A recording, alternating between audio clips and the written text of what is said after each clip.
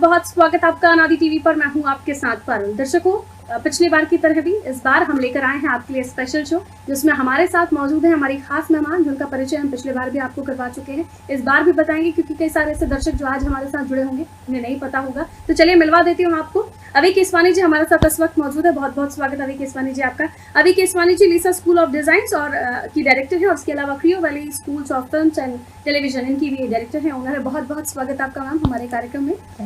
Ma'am के बारे में पहले भी हमने आपको बताया था कि लीसा स्कूल एक ऐसा स्कूल है जहाँ पर आप फैशन से जुड़ते हैं, उस टेक्नोलॉजी से जुड़ते हैं जो कहीं ना कहीं आपको पर्दे की दुनिया में ले जाती है, या उन ग्लैमर की दुनिया में ले जाती है जहाँ जाने का आप देखते हैं, सपना देखते हैं। तो आप अपनी मंजिल के करीब हैं। मिलिए अभी केसवानी जी से। अभी जी एक बार फिर से आपका स्वागत। और आज जैसे कि हमने आपको पिछली बार भी वादा किया था कि डिफरेंट टॉपिक्स होंगे जिन पर हम चर्चा करेंगे। बहुत सारी जानकारियां होंगी जो आपको इस कार्यक्रम के माध्यम से मिलेंगी, जो आपको कहीं नहीं मिलेगा। ग्लैमर इंडस्ट्री के बारे में हकीकत जानने को यहाँ आपको मिल जाएगा। अभी जी जैसे कि हमने पिछली बार चर्चा किया था कि हम अलग अलग टॉपिक के बारे में डिस्कस करने वाले हैं। आज आप फैशन के बारे में डिस्कस करने वाली हैं, और फैशन के बारे में इवन मैं भी यही जानती हूँ, बहुत सारे लोग दुनिया में यही जानते हैं जो आपके इंडस्ट्री को नहीं जानते हैं कि फैशन का मतलब होता है बहुत अच्छे कपड़े पहन लीजिए, अच्छा सा दिख लीजिए, बहुत ज़्यादा हुआ तो आप डिज़ाइनर ड्रेसेस पहन लीजिए। फैशन का मतलब हमें इतना ही पता है। बाकी फैशन के बारे में आप क्या बताना चाहेंगे? इसकी पढ़ाई क्या है, इसके कोर्सेज क्या है, फैशन के पीछे की दुनिया क्या है जो आप जानती हैं? जी बहुत बहुत धन्यवाद। और जितना कुछ मेरी नॉलेज है तो मैं उस हिसाब से दर्शकों के साथ शेयर करना चाहूँगी। देखिए, ये एक जो धारणा है कि ग्लैमर और फैशन जो है वो दोनों को एक ही चीज़ समझा जाता है, लेकिन उसके पीछे की जो मशक्क़त है, उसके पीछे की जो मेहनत है, वो बहुत कम लोग समझते हैं, बहुत कम लोग जानते हैं जो एक्चुअली में इंडस्ट्री से जुड़े हुए हैं। तो कुछ ऐसे करियर्स हैं मेरे ख्याल से जिसको हम पिछली बार भी हम कह रहे थे कि और इस बारे में चर्चा करेंगे, तो आज मैं आपके साथ कुछ शेयर करना चाहूँगी। तो देखिए, जो डिज़ाइनिंग हम करते हैं उसमें से जो मैंने आपको बताया कि 1 ईयर का प्रोग्राम है, जो डिप्लोमा का प्रोग्राम है, और 4 साल का प्रोग्राम है जो कि हमारा फ्रेंच कॉलेज जो टाई अप है लीज़ा के साथ। तो जो स्टूडेंट हमारे पास आता है और 4 साल यहाँ पढ़ता है तो उसको एक डिप्लोमा मिलता है जो कि फ्रांस की एक्चुअली डिग्री है, और जो सेकेंड डिग्री उसको मिल रही है वो इंडिया की डिग्री मिल रही है, जो आपका BCU है, जो UGC अप्रूव्ड उनको डिग्री मिलती है। तो इसके बाद अगर आप करियर के ऑप्शंस कहें, अच्छा तीसरी जो है PG का भी ऑप्शन है। अगर आप ऑलरेडी अंडरग्रेड कर चुके हैं और आपने रियलाइज़ किया कि अरे मेरे दिल में ये तमन्ना थी कि मुझे फैशन इंडस्ट्री से जुड़ना है, तो आपके लिए भी बहुत देर हुई नहीं है। अभी आप PG लेवल पे जुड़ सकते हैं और आप MBA के लिए अप्लाई कर सकते हैं। तो उसमें आपको एक बिजनेस एस्पेक्ट ऑफ फैशन भी आप सीखेंगे, और दूसरा जो है उसका आप एक्चुअल टेक्निकल जो है फैशन डिज़ाइनिंग वो भी हम आपको शुरू से सिखाएंगे। अगर मैं करियर्स की चर्चा करूं, उसके बारे में अगर कुछ व्याख्या करूं, तो देखेंगे आप कि एक फील्ड है जिसको कहते हैं विजुअल मर्चेंडाइजिंग। जब हम किसी मॉल में घुसते हैं, अपने पसंदीदा स्टोर्स में जाते हैं और हमें वहाँ एक शॉपिंग का जो एंजॉय करते हैं हम एक्सपीरियंस को, उसका जो विवरण है, उसकी जो क्रिएशन है, उसको किसने निर्माण किया है, तो उसमें भी एक फैशन डिज़ाइनर का रोल रहता है। जैसे आपके पास कलेक्शन तो आ गया, लेकिन उसको आप कैसे सजाएंगे मॉल में, आप उसको कहाँ कौन से गारमेंट को आप प्लेस करेंगे, जिससे कि जब जो शॉपिंग के लिए पर्सन आ रहा है, जो आपका ऑडियंस है, और वो जब आता है मॉल में और फुटफॉल आपको मिल रहा है, तो उसके आने से लेकर और उसकी जो पूरी शॉपिंग की जर्नी है उसको डिज़ाइन किया जाता है, और उसको हम कहते हैं विजुअल मर्चेंडाइजिंग। जो कि शुरू होता है कि देखिए जितने प्रॉप्स हैं, जितने आपका एक सेटअप है, जो बाहर आप एक तरीके से लुभा लेते हैं आपको कि मुझे इस शॉप में जाना है या उसमें नहीं जाना है, तो वो सब चीज़ें जो है वो आपके ऊपर एक तरीके से जो गेम चल रहा है एक तरीके का, या एक तरीके से लुभावने का जो प्रोसेस है। क्योंकि देखिए मेहनत बहुत करते हैं सभी स्टोर्स के सभी जितने गारमेंट्स हैं, तो सभी लोग मेहनत करते हैं, लेकिन क्यों एक स्टोर में ज़्यादा लोग जाते हैं और क्यों दूसरे स्टोर में ज़्यादा लोग नहीं जाते हैं, तो इत्यादि वगैरह, इस सब में भी एक डिज़ाइनर का बहुत रोल रहता है, और इसी को हम कहते हैं विजुअल मर्चेंडाइजिंग। तो ये भी हम अपने कॉलेज में सिखाते हैं स्टूडेंट्स को। उनको ऐसा एक्सपेरिमेंट दिया जाता है कि वो पूरा एक सेटअप करते हैं, तो उसके बाद उनको उस पर मार्क्स दिए जाते हैं, जिससे उनकी प्रैक्टिस होती है, उनकी आदत पड़ती है, उनको एक समझ आता है कि हमें कैसे सजाना है, कैसे नहीं सजाना है। यानी उनकी स्किल्स पर आप काम करते हैं, और उनका स्किल जो आपकी क्रिएटिविटी है उसको और क्रिएटिव बनाना, ताकि आप आपको कोई अगर एक शोरूम दे दिया जाए कि ये दिस इज़ ब्लैंक, ये हमारा स्टॉक है, इसको आप डेकोरेट कीजिए, तो बाहर से जो भी आता है वो कितना अट्रैक्ट होता है, वही एक नंबर है जो एक स्टार है जो आपके स्टूडेंट को मिल जाता है। बिल्कुल। मैम, फैशन के बारे में हम बात कर रहे थे, इसके कोर्सेज किस तरह से होते हैं और क्या क्या फील्ड्स होती हैं जिसमें कोई भी अगर जुड़ना चाहता है तो वो जा सकता है? देखिए, आज के जो दिन है उसमें मतलब कोई भी आप फील्ड ले लीजिए, तो कंप्यूटर्स और आईटी जो है वो उसका इन्फ्लुएंस उस फील्ड पर रहा ही है। उसी तरीके से फ़ैशन डिज़ाइन पर भी जो कंप्यूटर की हेल्प से आज डिज़ाइनर्स का काम जो है बहुत आसान हो गया है। कंपनीज़ भी जो है वो काफ़ी हद तक सब डिज़ाइंस जो हैं वो ऑनलाइन रहते हैं, सब के सब जो है सॉफ्टवेयर्स की मदद से होते हैं। ऑटोकैड ले लीजिए, आपके क्लोथ 3D ले लीजिए, तो सब डिज़ाइंस जो हैं आजकल ऑनलाइन हो गए हैं। और उससे क्या रहता है कि एक तो वेस्टेज हमारा कम होता है, क्योंकि जिसको हम पैटर्न मेकिंग बोलते हैं, जिसमें हम एक्चुअली आपको गारमेंट क्रिएशन टेक्निक सिखाते हैं, उसमें अगर आप कंप्यूटर की मदद से मेजरमेंट्स लेते हैं तो वो बहुत एक्यूरेट मेजरमेंट्स आते हैं।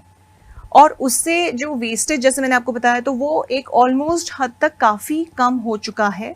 तो उसमें कंप्यूटर्स का बहुत योगदान रहा है। तो हमें स्टूडेंट्स को उसके लिए ट्रेन करना पड़ता है, उनको क्लोथ 3D बताना पड़ता है।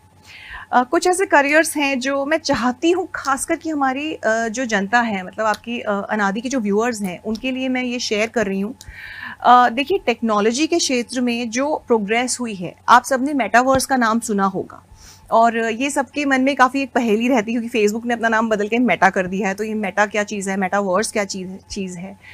तो एक तरीके का ऑल्टरनेट यूनिवर्स है ये। मतलब एक दुनिया है जहाँ पर आप अपने आप को जब पाते हैं तो आपको ऐसा लगता है कि आप कहीं और आ गए हैं, इस दुनिया से हटकर आप किसी और माहौल में पहुँच गए हैं। तो वहाँ पर लोग जो हैं वो उनके अवतार क्रिएट करते हैं। मतलब मैं एज अ पर्सन, ज़रूरी नहीं है कि अपने आप को ऐसे ही रिप्रेजेंट करूँ। हो सकता है कि मैं अपना कोई एक दूसरी आइडेंटिटी, खासकर ये युवाओं में, जो कि एक तरीके का फैड बन गया है, एक ट्रेंड बन गया है कि अपने नए नए अवतार बनाना। कई चीज़ें हैं जो वो रियल लाइफ में नहीं कर पाते, कुछ ऐसे हेयर स्टाइल्स हैं जो रियल लाइफ में वो नहीं कर पाते हैं, या इस तरीके की एक पर्सनालिटी को धारण कर लेना। तो ये सब जो है वो वहाँ मल्टावर्स में, आपके मेटावर्स में जो है वो बहुत पॉसिबल है और बहुत ज़्यादा कॉमन है। तो इन अवतार्स के साथ, जब जैसे मान लीजिए जो भी आप कपड़े पहन रहे हैं, तो वहाँ पर भी वो डिज़ाइनर कपड़े पहनना चाहते हैं। तो जितनी डिज़ाइनर कंपनीज हैं, लग्जरी ब्रांड्स हैं, गुची है, बर्बरी है, एडिडास है, उन लोगों ने अपने मेटावर्स में स्टोर्स क्रिएट कर रखे हैं। और इन स्टोर्स पे जाकर आप शॉपिंग कर सकते हैं, और आप जो वहाँ से गारमेंट खरीदेंगे, आप जो वहाँ से बैग खरीदेंगे, वो आपका अवतार उसको धारण करेगा। और उससे आपकी एक प्रेस्टीज में जो है आपको महसूस होगा कि मेरी प्रोफाइल में कितना एक डिफरेंस आ चुका है। तो होता ये है कि जैसे गुची के बैग की मैंने बात करी, तो लेटेस्ट एक ये आर्टिकल आया था कि गुची का जो बैग जो स्टोर में मिल रहा है, इन स्टोर, जिसको एक्चुअल बैग है, वो कुछ $1500 का था, और ऑनलाइन जो वही बैग था वो बिका था कुछ $3000 के ऊपर कीमत पे। मतलब दुगने दाम से भी ज़्यादा प्राइस पर वो बिका था। और उसका जो डिज़ाइन है वो अगेन किसी न किसी जो फैशन डिज़ाइनर है उसी ने ही डिज़ाइन करा है, लेकिन उसने मेटावर्स के लिए डिज़ाइन करा है, और उसको हम कहते हैं असेट। तो असेट डिज़ाइन भी एक तरीके का करियर है जो कि आज के युवाओं के लिए अवेलेबल है, जो कि आज से 10 साल पहले ये अपॉर्चुनिटी नहीं थी। तो मैं ये बताना चाहती हूँ आपके दर्शकों को कि जो फैशन डिज़ाइन है उसकी परिभाषा वो बहुत ज़्यादा बदल चुकी है। आज के डे में जितने सारे करियर ऑप्शंस अवेलेबल हैं उसकी तो गिनती करना भी शायद मुश्किल है। मैम, जो कई सारे ऐसे स्टूडेंट्स भी हैं जिससे जो डिज़ाइनिंग में भी आते हैं आपके पास, अलग अलग तरह के डिज़ाइंस आप लोग बनाते हैं। एक तो अवतार का आपने बताया, टेक्नोलॉजी से किस तरह से आप लोग कनेक्ट करते हैं वो भी आपने बताया, लेकिन स्टूडेंट्स अलग अलग तरह का टैलेंट भी रखते हैं। इंटीरियर डिज़ाइनिंग भी आपके एक कोर्स में है, लेकिन जब फैशन की बात में करें तो फैब्रिक डिज़ाइनिंग भी होगा। इस सेक्टर में भी क्या फैशन से ही जुड़ा हुआ ये फील्ड है कि अगर आप फैब्रिक डिज़ाइनिंग या कुछ और डिज़ाइन करना चाहते हैं, प्रोडक्ट डिज़ाइन करना चाहते हैं, तो ये फैशन में ही आता है? क्योंकि हम सिर्फ फैशन में, अब जब बात इतनी ज़्यादा तक हम कर ही रहे हैं, हम ड्रेस अटायर की बात कर ले, या फिर हम कुछ फुटवेयर्स कैरी करते हैं, हमारे हाथ में बैग्स है वो कैरी करते हैं, ये भी फैशन में ही आता है?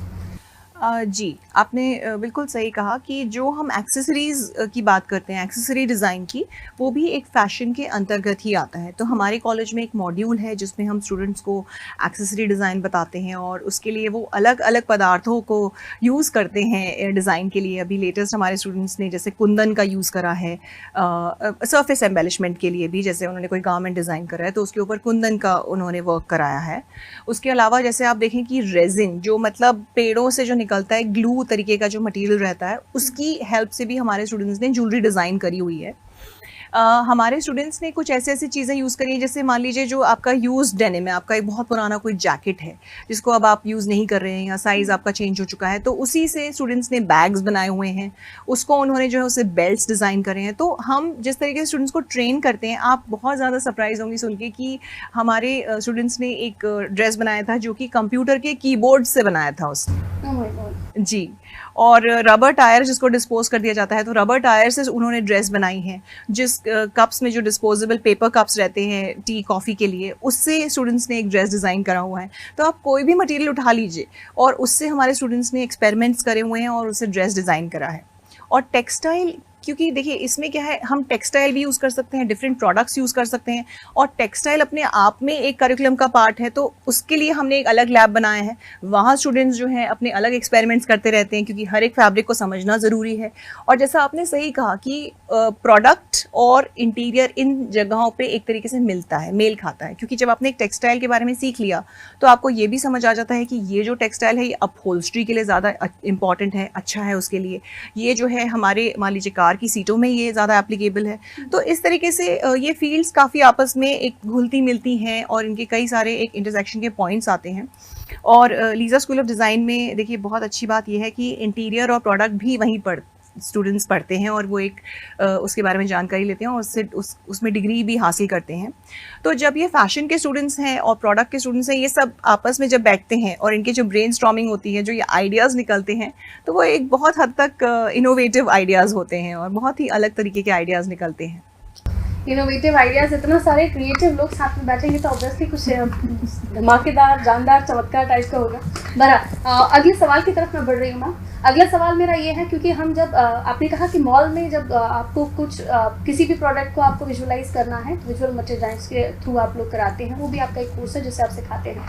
लेकिन जब हम फोटोग्राफी लाइन में चले जाते हैं, कई ऐसे स्टिल फोटोग्राफीज, कई ऐसे ब्रांड्स करवाते हैं जो फैशन में ही कहीं ना कहीं गिना जाता है। एक तो वो हो गया कि आपने एक मॉडल को डिज़ाइन किया हुआ अपना स्टफ पहना दिया या उसे जो भी आपको कैरी करवाना है। दूसरा, उसके बैकग्राउंड में आप क्या दे रहे हैं। मतलब जैसे कि आपसे मैं आउट ऑफ द कैमरा चर्चा भी कर रहे थे, हम बैक ऑफ द कैमरा बात भी कर रहे थे, तो आपने भी मुझे ये बताया था कि कई सारी ऐसी चीज़ें हैं जो आप कैमरे के पीछे जो देख रहे हो, सारी चीज़ें फैशन से जुड़ी हुई हैं, फिर चाहे उसका बैकड्रॉप भी हो। तो ये भी क्या एक सेक्टर होता है इस फैशन फील्ड में, स्कोप इसमें भी है? जी हाँ, जिसको हम कहते हैं दरअसल जो बैकड्रॉप में अगर हम जाएंगे तो वो एक तरीके का आर्ट डायरेक्शन आ जाता है, जो कि इंटीरियर के स्टूडेंट्स उसमें एक ज़्यादा बेटर रोल प्ले कर लेते हैं। अगर फैशन की ही मैं चर्चा करूँ तो उसमें आप ये देखेंगे कि जो स्टूडेंट है उसके लिए ये फील्ड है, उसका नाम है स्टाइलिज्म। तो कई सारे हमारे स्टूडेंट्स हैं जो आदित्य बिरला और रिलायंस वगैरह में स्टाइलिस्ट का काम करते हैं, जिसमें उनका ये रोल रहता है कि जब वो कंपनी कहीं पर भी अपना एडवर्टाइजमेंट पब्लिश करने वाली है या उनका कोई शूट हो रहा है, तो उसकी जो स्टाइलिंग है वो जो है वो हमारे फैशन डिज़ाइनर्स करने में केपेबल हैं, क्योंकि उनका कोर्स जो है वो स्टाइलिज्म के जो उसका नाम ही स्टाइलिज्म है। इसका मतलब कि मॉडल की क्या पर्सनालिटी है, और हमें देखिए इसमें रिवर्स इंजीनियरिंग भी रहती है, मतलब हम किस तरीके का एडवर्टीजमेंट क्रिएट करना चाहते हैं, तो हमें किस तरीके का मॉडल चाहिए उस पर्टिकुलर शूट के लिए, उसमें भी जो स्टूडेंट है वो अपना इनपुट देते हैं, अपनी उनकी जितनी समझ है, जो स्टाइलिज्म को बताया गया है पूरा, उसके हिसाब से वो सजेशंस देते हैं। फिर वो जब मॉडल फाइनली साइन होती हैं और जब फाइनल शूट होता है तो वो शूट पर बिल्कुल रहते हैं। हर एक चीज़, मतलब कि जो ब्लोअर चल रहा है, उनके बाल उड़ेंगे या नहीं उड़ेंगे से लेकर वो क्या पर्स कैरी करेंगी और उनका हेयर स्टाइल क्या रहेगा, तो इस सब को हमारे स्टूडेंट्स ही स्ट्रक्चर करते हैं।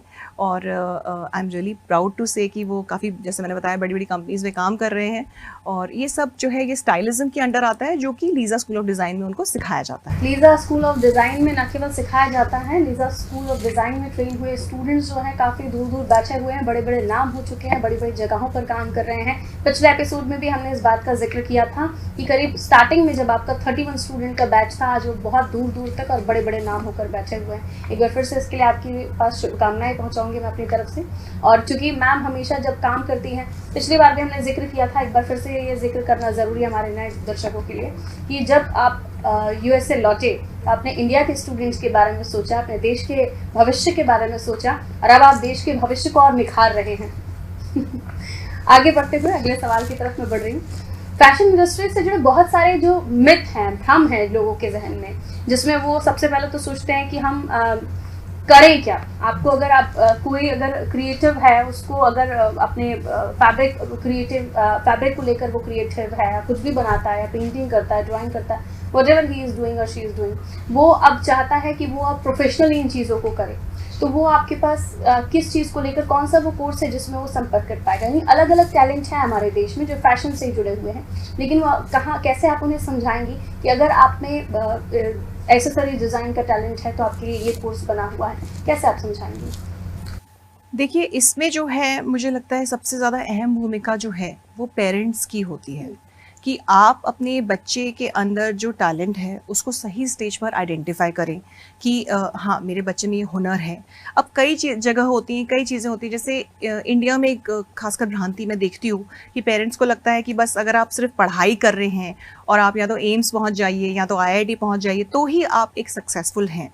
तो मैं ये बताना चाहूँगी कि देखिए, सक्सेस की जो डेफिनेशन है वो आज बहुत ज़्यादा चेंज हो चुकी है और हमारे ही स्टूडेंट्स हैं, हमारे ही देश से कई डिज़ाइनर्स हैं जिन्होंने अपनी ख्याति जो है वो देश और विदेश में फैलाई है और इंटरनेशनल फैशन वीक्स में वो रिप्रेजेंट कर रहे हैं हमारे देश को। तो अगर आप शुरू करना चाहते हैं तो शुरुआती दौर पर तो ये सब चीज़ें देखिए घर से शुरू होती हैं। तो अगर आप छोटी सी चीज़ ले लीजिए, मान लीजिए आप फैब्रिक की शॉपिंग करने जा रहे हैं, आपके घर में कोई इवेंट आ रहा है, कोई त्यौहार आ रहा है, तो बस ये कहना कि बच्चे तुम बैठ के घर पे पढ़ाई करो, हम जा रहे हैं, तो ये एक तरीके से उनको उस चीज़ से वंचित रखता है, उससे बाहर रखता है और उनको लगता है कहीं ना कहीं कि फ़ैशन किसी और के लिए है, हमारे लिए नहीं है। लेकिन देखिए, फ़ैशन जो है वो हम सबके लिए है और अल्टीमेटली जो डिज़ाइनर्स बनाते हैं वो हम सब पहनते हैं। और इसका ही रिवर्स भी होता है कि डिज़ाइनर्स के लिए भी इतना ज़रूरी है कि वो एक कॉमन आदमी की, आम आदमी की मानसिकता को समझे और उनके हिसाब से डिज़ाइन करे। तो ये सब सोच जो है ये डेवलप होती है घर से कि बच्चे को आप इन्वॉल्व करिए, कौन सा फैब्रिक कौन सा है, इसकी क्या खूबियाँ हैं, इसकी क्या खामियां हैं, तो इस सब से उसको अवगत कराएं। इसके अलावा आप देखिए, आपके इंडिया में जो बेस्ट मुझे लगता है, हमारे भारत देश में हर एक प्रांत में अलग अलग तरह की कला जो है जो प्रचलित रही है, जो कि आज एक देखा जाए तो काफ़ी हद तक कम होती जा रही थी बीच में, लेकिन वापस से मोदी सरकार ने बहुत कुछ इसमें इनिशिएटिव्स लिए हैं जिससे कि वापस से हमें दिख रहा है कि वो रिवाइव हो रहे हैं। आप राजस्थान में जाइए, राजस्थानी आपको अटायर दिख जाएगा लोगों का पहने हुए। आदिवासियों की तरफ आप चले जाइए तो वहाँ पर भी हम आप मालवा निमाड़ या MP सेक्टर मध्य में भी चले आए तो डिफरेंट चीज़ें हमें देखने को मिलती है। इवन डिफरेंट प्रिंट्स भी हम देखते हैं। बिल्कुल, बाघ प्रिंट इन दिनों कितना आया था पहनने में लोगों के। बिल्कुल।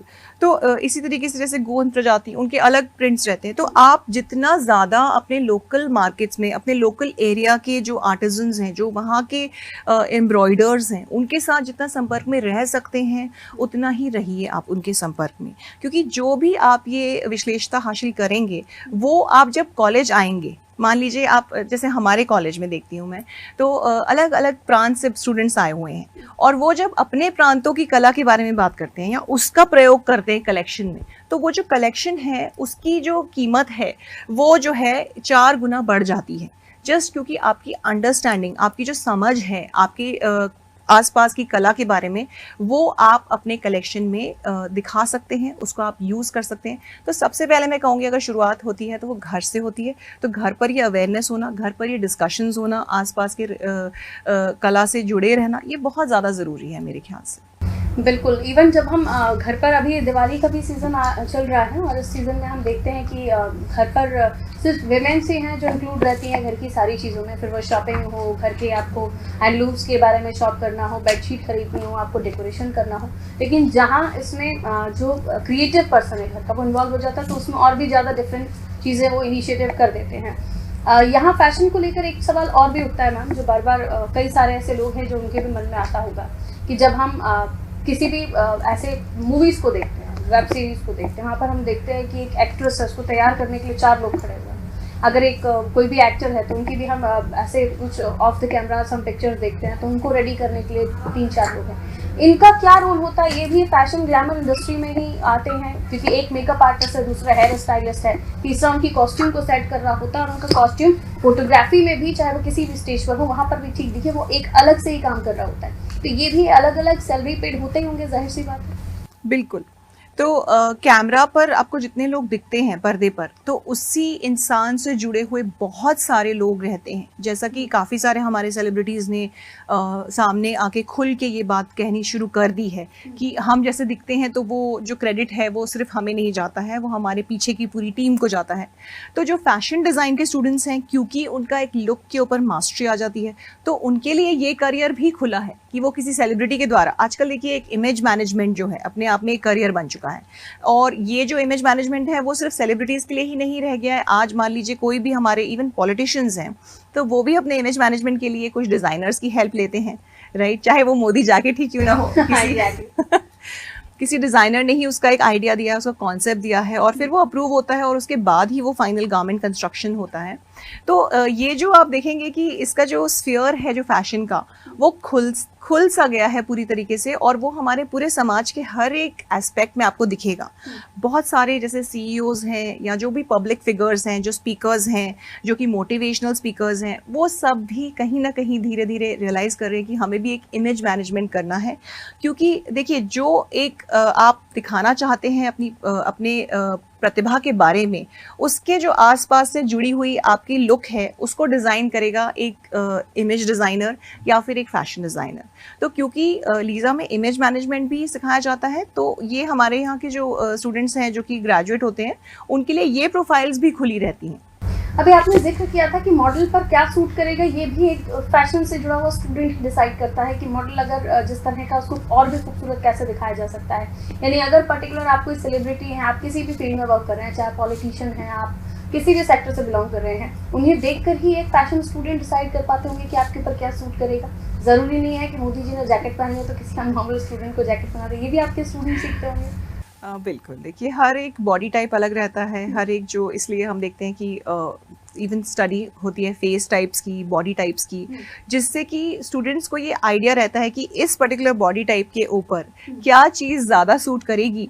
तो वो एक स्टूडेंट उन पर्सन से मिलकर, उनसे बातचीत करके, वो किस तरीके की इमेज क्रिएट करना चाह रहे हैं अपने बारे में, डेफिनेटली वो स्टूडेंट्स उनकी हेल्प कर सकते हैं। कितनी सारी चीज़ें हैं जो फैशन के अंदर हैं। आप एक बार आइए, एंटर कीजिए, गेट खुलते ही बहुत सारे आपको रूम्स मिल जाएंगे उसके अंदर, जहाँ करियर ऑप्शन बहुत सारे हैं, वो हमने देखा भी है। मैम, एक बहुत इंपॉर्टेंट और लास्ट क्वेश्चन मेरा ये कि फैशन इंडस्ट्री बहुत बड़ी है और हर जगह, हर एक प्रदेश में, हर एक प्रांत में एक ना एक इंस्टीट्यूट है जो दावा करता है कि आपको बहुत अच्छा डिज़ाइनर है, बहुत अच्छा आपका करियर आपको दे देगा, इवन वो प्लेटफॉर्म भी देने का भी दावा करते हैं। लीसा एंड फैशन इंस्टीट्यूट से कितना डिफरेंट है और वहाँ तक पहुँचना कितना आसान है, और उसके बाद जो स्टूडेंट वहाँ से निकलता है उसकी स्कोप क्या हो जाता है? देखिए, आपने बिल्कुल सही कहा कि हर एक स्कूल ये दावा करेगा, तो लीज़ा उनसे अलग कैसे है। सबसे बड़ी बात जो लीज़ा के साथ आपको मिलेगी वो ये है कि जो फ्रेंच डिज़ाइन की पद्धति है उसको हम लेकर आने वाले ओनली स्कूल हैं, ओनली कॉलेज हैं आज की डेट में। तो अगर हमारा जो स्टूडेंट है उसको इंडिया में रहते हुए और बाहर की जो प्रणाली है उसका अगर लाभ उठाना है, तो लीज़ा एक ओनली प्लेस रह जाता है आपके लिए, जहाँ पर आप आएंगे और आपको ना सिर्फ फ्रेंच टेक्निक सिखाई जाएगी लेकिन उसके लोकल एप्लीकेशन भी सिखाए जाएंगे। अभी कुछ ही देर पहले मैंने आपसे लोकल आर्ट फॉर्म्स की बात करी थी, तो हमारे कुछ स्टूडेंट्स थे जो फ्रांस से आए हुए थे और ये स्टूडेंट एक्सचेंज प्रोग्राम का पार्ट थे। तो हर साल इसको हम ऑर्गेनाइज़ करते हैं और जो फ्रेंच स्टूडेंट्स आते हैं वहाँ से अलग अलग स्ट्रीम के वो लोग रहते हैं, और उनको हम जब यहाँ की लोकल आर्ट से इंट्रोड्यूस करवाते हैं, तो हम एक स्टूडियो में गए हुए थे और वहाँ पर स्टूडेंट्स बंधनी सीख रहे थे, वहाँ पे ब्लॉक प्रिंटिंग सीख रहे थे। तो मैंने उनसे पूछा, दरअसल मैंने कहा कि आप जो यहाँ पर सीख रहे हैं इससे आपका जो कलेक्शन है उसमें कोई फ़र्क आएगा या आप बस यहाँ सीखेंगे और वहाँ। तो उन्होंने जो मुझसे जवाब दिया, मतलब उन्होंने फ्रेंच में कहा और उन्होंने ये कहा कि हमने जो सीखा है यहाँ से, उससे जो हम अभी कलेक्शन डिज़ाइन कर रहे हैं उसमें हमको चेंजेस लाएंगे फ्रांस जाकर। तो सच बता रही हूँ, उस दिन मैं इतनी प्रसन्न थी क्योंकि देखिए, आफ्टर ऑल जो हमारे इंडियन आर्ट फॉर्म्स हैं उनको हमें देश में तो फैलाना ही है, लेकिन इस माध्यम से हम उसे विदेश में भी आगे पास कर रहे हैं और उसकी ख्याति को बढ़ा रहे हैं। जब विदेश के लोगों को इंडिया का जो टैलेंट है या इंडिया की जो परंपराएं हैं वो इतनी अच्छी लग रही हैं, तो यहाँ के स्टूडेंट खुद जाके वहाँ पर काम करेंगे तो उसका कितना बेनिफिट होगा। बिल्कुल बिल्कुल, और ऐसा हो भी रहा है। जैसे मैंने बताया, बहुत सारे हमारे स्टूडेंट्स बाहर प्लेस्ड हैं। तो अगर आप इस तरीके का एक स्कूल देखें जहाँ पर डायरेक्टर से लेकर और हर एक फैकल्टी फैकल्टी मेंबर आपके साथ जुड़ा हुआ है, जहाँ पर एक स्टूडेंट जो है वो एक सिर्फ नंबर नहीं है कि ये रोल नंबर इसका XYZ है, बल्कि उसकी जो यूनिक पर्सनालिटी है, उसके जो यूनिक खूबियाँ हैं, उसको हम निखारने में पूरी मेहनत करते हैं और इसका जो रिज़ल्ट है, जो आउटकम है, वो ऑटोमेटिकली उनके करियर में दिखता है। तो मैं यही कहूँगी कि एक बार आप आएँ कॉलेज और आप एक्सपीरियंस करें और आप वेबसाइट पे चेक करें कि हमने क्या काम किया है, तो ऑटोमेटिकली आपको रियलाइज़ होगा कि लीज़ा क्या ऑफ़र कर रहा है। बहुत बहुत शुक्रिया अभी जी हमारे साथ जुड़ने के लिए। आज फैशन को लेकर आपने बात की। उम्मीद करती हूँ और भी सारे टॉपिक होंगे जिसके बारे में हमें और भी जानकारी आप देंगे, और बहुत मज़ा आ रहा है इन सब चीज़ों को जानने में, क्योंकि जिस दुनिया को लोगों ने सिर्फ दूर से देखा है, जाना ही है बस कि ये एक्ट्रेस है, इनका काम ये है, ये डिज़ाइनर है, इनका काम ये है, लेकिन उन्हें आप करीब से महसूस कीजिए और वो क्या होते हैं उसकी हकीकत जानिए। इसलिए इस कार्यक्रम में अभी जी के साथ आपको बार बार जुड़ना पड़ेगा, ताकि और भी डिटेल में एक एक पॉइंट जिनका नाम ही हमने कभी ना सुना हो उसके बारे में भी आप जानेंगे। बहुत बहुत शुक्रिया आपका हमारे साथ जुड़ने के लिए। देखते रहिए अनाड़ी टीवी, रखिए अपना ख्याल। नमस्कार।